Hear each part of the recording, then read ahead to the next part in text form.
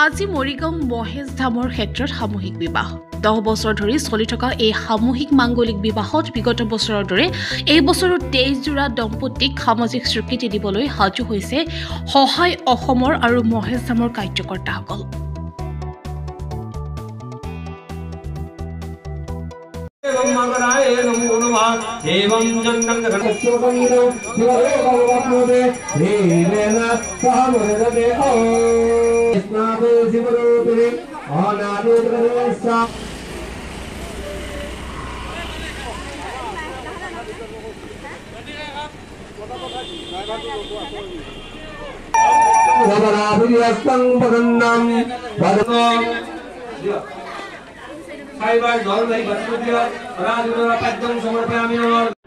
আজি 23 জোৰা দম্পতীক আমি সামাজিকভাৱে তেওঁলোকৰ বিবাহ আয়োজন কৰিবলৈ আমি আগুৱাইছোঁ।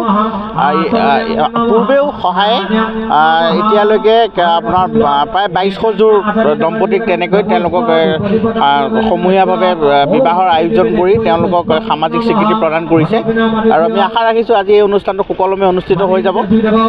কিমান বছৰ চলি আছে?